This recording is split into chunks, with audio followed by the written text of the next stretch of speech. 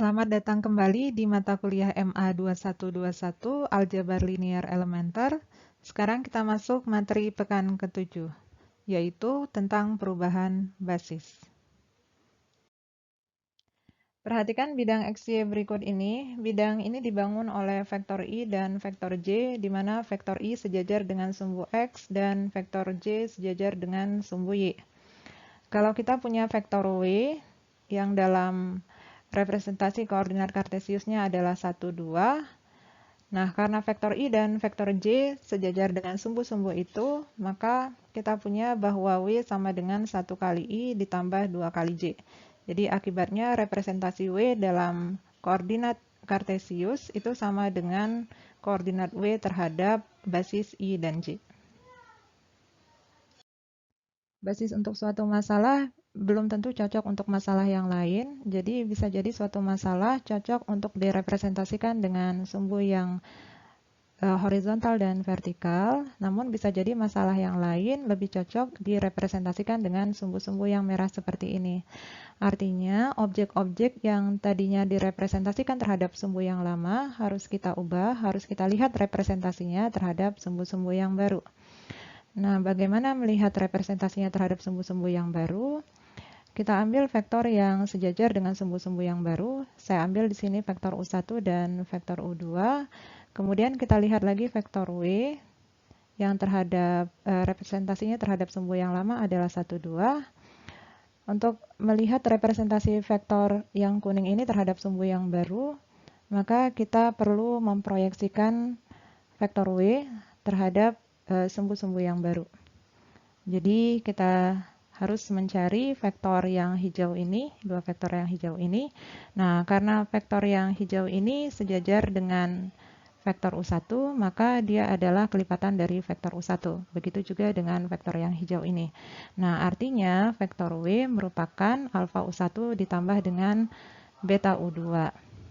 Di sini kita bisa melihat bahwa representasi W terhadap sumbu yang lama itu adalah, atau terhadap basis yang lama itu adalah 1, 2, dan representasi W terhadap sumbu yang baru atau terhadap basis yang baru itu adalah alfa, beta. Mereka adalah dua objek yang sama tetapi dilihat dari kacamata yang berbeda. Jadi kita tadi sudah punya vektor koordinat W terhadap basis B, kemudian kita harus mencari vektor koordinat W terhadap basis B aksen. Ya, kita harus mencari alfa dan beta dengan sejumlah perhitungan.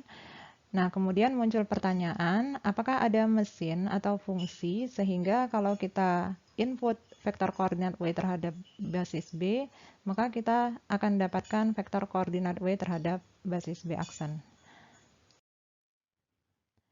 Apa yang kita lakukan di slide sebelumnya adalah kita ambil sembarang anggota V besar, misalkan V kecil.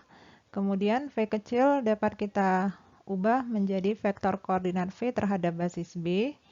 Di lain sisi, kita dapat mengubah vektor V menjadi vektor koordinat V terhadap basis B aksen.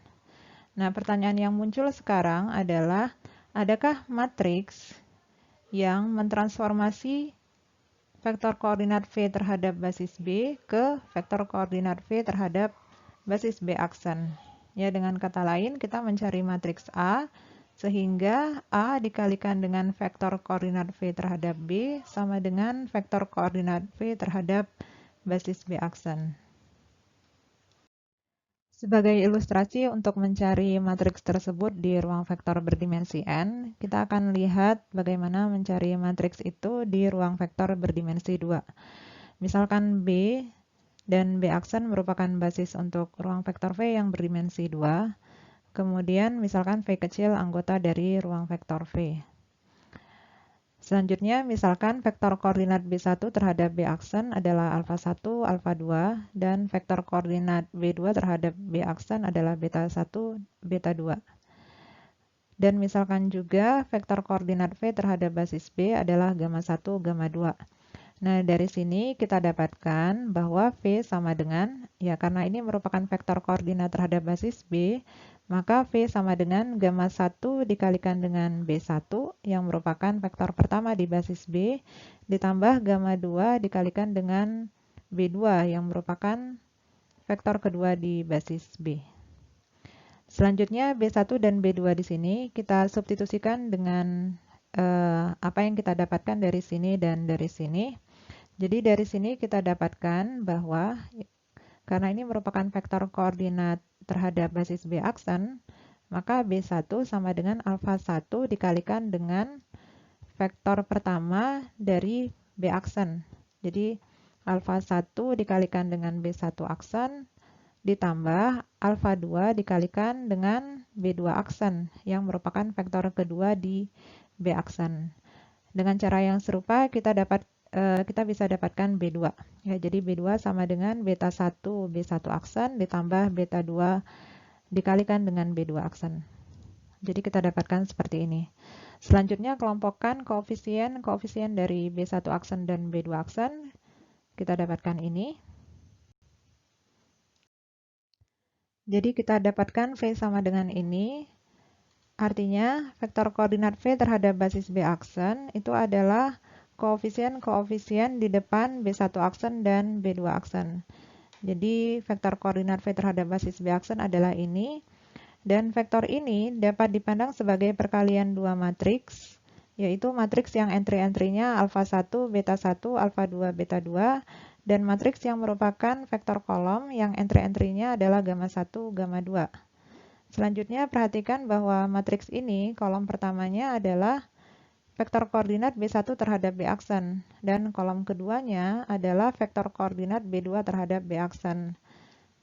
Selanjutnya gamma 1 dan gamma 2 adalah vektor koordinat V terhadap basis B. Nah, matriks ini selanjutnya nanti akan dinotasikan dengan PB panah B aksen. Hal ini merujuk kepada karena matriks ini dikalikan dengan vektor koordinat V terhadap basis B, itu menghasilkan vektor koordinat V terhadap basis B aksen. Jadi matriks ini mengubah vektor koordinat V dari terhadap basis B menjadi terhadap basis B aksen. Ya, sini B ke B aksen. Nah, selanjutnya matriks itu kita sebut sebagai matriks transisi atau matriks perubahan basis dari basis B ke basis B aksen. Selanjutnya, matriks transisi dari basis di ruang vektor berdimensi 2 dapat diperumum menjadi matriks transisi dari basis di ruang vektor berdimensi n. Misalkan B dan B aksen adalah basis untuk ruang vektor V yang berdimensi n. Jadi B di sini isinya adalah B1 sampai dengan Bn, dan B aksen isinya adalah B1 aksen sampai dengan Bn aksen. Maka matriks transisi dari basis B ke basis B aksen yang dinotasikan dengan PB panah B aksen adalah matriks yang kolom ke I-nya adalah vektor koordinat BI terhadap basis B aksen. Sebaliknya, matriks transisi dari basis B aksen ke basis B yang dinotasikan dengan PB aksen panah B adalah matriks yang kolom ke I-nya adalah vektor koordinat BI aksen terhadap basis B. Anda dapat berlatih menuliskan bukti dari matriks transisi dari basis di ruang vektor berdimensi n dengan mengamati bukti matriks transisi di ruang vektor berdimensi 2 yang telah kita lihat tadi. Jadi kita bisa melengkapi diagram pada slide kedua. Misalkan B dan B aksen adalah basis untuk ruang vektor V. Kemudian untuk setiap V kecil anggota V besar, tadi kita punya diagram ini. Dan kini kita bisa melengkapi tanda panah di sini dengan matriks transisi dari basis B ke basis B aksen yang memenuhi persamaan ini. Ya, jadi kalau kita punya vektor V, maka kita bisa mengubah V menjadi vektor koordinat V terhadap basis B. Lalu dengan menggunakan matriks transisi dari basis B ke basis B aksen, kita langsung bisa mendapatkan vektor koordinat V terhadap basis B aksen. Sekarang kita lihat contoh untuk mencari matriks transisi. Diberikan B dan B aksen adalah basis untuk R2 dengan B isinya adalah B1 dan B2, B1 dan B2-nya seperti ini, serta B aksen isinya adalah B1 aksen dan B2 aksen, B1 aksen dan B2 aksennya seperti ini. Yang ditanyakan matriks transisi dari basis B ke basis B aksen, kemudian gunakan matriks transisi tersebut untuk menentukan vektor koordinat V terhadap basis B aksen. Dengan V-nya adalah vektor 4,7. Oke, jadi kita akan mencari matriks transisi dari basis B ke basis B aksen. Matriks transisi dari basis B ke B aksen, kolom pertamanya adalah vektor koordinat B1 terhadap B aksen, dan kolom keduanya adalah vektor koordinat B2 terhadap B aksen. Jadi kita perlu mencari kolom pertama dan kolom keduanya.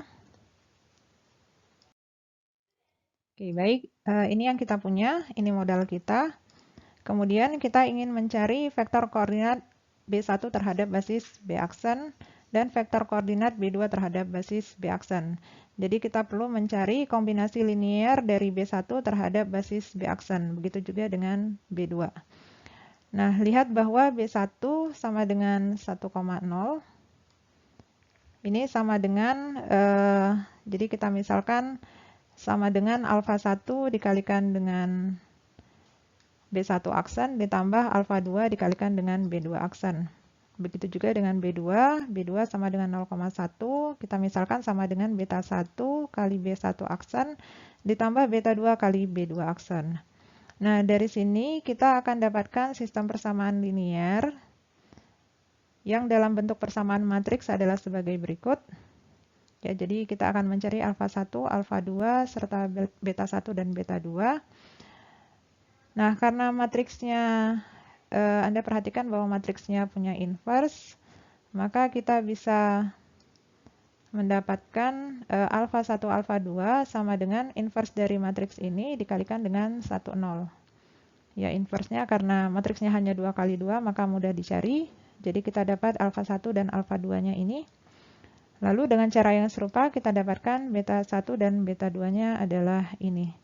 Dengan demikian, kita peroleh bahwa kolom pertama dari PB ke B aksen itu adalah yang ini. Dan kolom kedua dari PB terhadap B aksen itu adalah yang ini.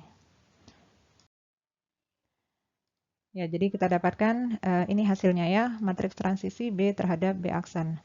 Selanjutnya kita akan mencari vektor koordinat V terhadap basis B aksen dengan menggunakan matriks transisi ini. Jadi tadi diberikan bahwa V sama dengan 4,7.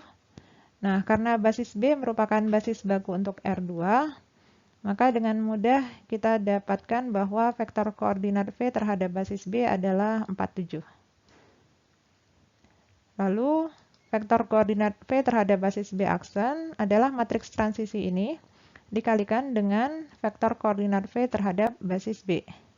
Ya, sehingga kita dapatkan vektor koordinat V terhadap basis B aksen adalah minus 19/2, minus 11/2. Perlu Anda ketahui bahwa matriks transisi mempunyai inverse, dan inverse-nya merupakan matriks transisi juga. Jadi, jika P merupakan matriks transisi dari B ke B aksen, maka P mempunyai inverse, dan inverse-nya merupakan matriks transisi dari arah sebaliknya, dari B aksen ke B. Sekarang kita lihat buktinya, misalkan B sama dengan B1 sampai dengan Bn, serta B aksen sama dengan B1 aksen sampai dengan Bn aksen. Perhatikan bahwa matriks transisi dari basis B ke basis B aksen adalah matriks yang kolom ke I-nya adalah vektor koordinat BI terhadap basis B aksen. Sebaliknya, matriks transisi dari basis B aksen ke basis B adalah matriks yang kolom ke I-nya merupakan vektor koordinat BI aksen terhadap basis B. Nah, kita ingin buktikan bahwa matriks yang merah ini merupakan matriks yang mempunyai inverse. Kalau kita kalikan matriks yang merah dengan yang biru, ya ini adalah dua matriks transisi dengan arah yang berlawanan, maka kita dapatkan kolom pertama dari hasil kalinya adalah perkalian antara matriks merah dengan kolom pertama dari matriks yang biru. Jadi dapat ini. Kemudian kolom kedua dari hasil perkaliannya adalah perkalian antara matriks yang merah dengan kolom kedua dari matriks yang biru. Dan seterusnya sampai dengan kolom ke N. Nah, kemudian perhatikan bahwa matriks transisi dari B ke B aksen dikalikan dengan vektor koordinat B1 aksen terhadap basis B, ini secara definisi sama dengan vektor koordinat B1 aksen terhadap basis B aksen, ya. Karena PB ke B aksen ini mengubah vektor koordinat terhadap basis B menjadi vektor koordinat terhadap basis B aksen. Jadi yang tadinya B1 aksen terhadap B menjadi B1 aksen terhadap B aksen. Begitu juga untuk kolom-kolom selanjutnya. Nah, selanjutnya ingat bahwa vektor koordinat B1 aksen terhadap B aksen ini adalah E1. Ya, karena B1 aksen itu sama dengan 1 kali B1 aksen tambah 0 kali B2 aksen tambah 0 kali B3 aksen dan seterusnya. Koefisiennya 0 semua kecuali di suku yang pertama. Jadi kita dapatkan yang ini sama dengan E1. Kemudian dengan alasan yang serupa, kita peroleh bahwa ini sama dengan E2 dan selanjutnya kolom KN adalah sama dengan EN. Jadi dengan demikian kita dapatkan hasil perkaliannya merupakan matriks identitas. Nah, Anda dapat mencoba dari arah sebaliknya. Jadi Anda kalikan matriks transisi P terhadap dari basis B aksen ke basis B dengan matriks transisi dari basis B ke basis B aksen. Ini diputar urutannya, diubah urutannya.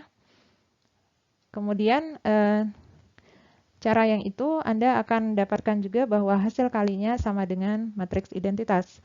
Dengan demikian, matriks yang biru ini merupakan inverse dari matriks yang merah. Ya, jadi matriks transisi mempunyai inverse. Dan inverse-nya apa? Inverse-nya adalah matriks transisi dari arah sebaliknya. Baik, kita lihat lagi contoh sebelumnya. Kali ini untuk mencari matriks transisi dari B ke B aksen, kita menggunakan cara yang berbeda. Jadi untuk mencari matriks transisi dari B ke B aksen, kita cari dulu matriks transisi dari B aksen ke B, kemudian kita cari inverse-nya. Inverse-nya adalah jawaban yang diminta oleh pertanyaan. Nah, mengapa kita pakai cara ini? Karena matriks transisi dari basis B aksen ke basis B itu adalah matriks yang kolom-kolomnya adalah vektor koordinat BI aksen terhadap B dan B merupakan basis baku. Nah, ingat bahwa vektor koordinat terhadap basis baku itu adalah vektor itu sendiri. Artinya, untuk mencari matriks transisi ini, kita hanya menuliskan vektor-vektor di B aksen sebagai kolom-kolom dari matriks. Ya, jadi kita dapatkan PB aksen ke B-nya seperti ini. Oke, selanjutnya jawaban yang ingin kita cari merupakan inverse matriks yang tadi. Jadi inverse dari matriks ini yang sama dengan matriks min 3/2, min setengah, min setengah, min setengah. Baik, sebagai latihan dari apa yang telah Anda pelajari di video ini, kerjakan latihan-latihan berikut. Yang pertama, Anda diminta menentukan vektor koordinat V terhadap basis B yang diberikan. Soal nomor 2, Anda diberikan basis B aksen, kemudian dengan menggunakan basis B yang telah diberikan pada soal nomor 1, Anda diminta untuk menentukan matriks transisi dari basis B ke basis B aksen. Lalu gunakan matriks transisi tersebut untuk menentukan vektor koordinat V terhadap basis B aksen. Vektor V-nya adalah vektor yang ada pada nomor 1. Selamat belajar, sampai bertemu di video berikutnya.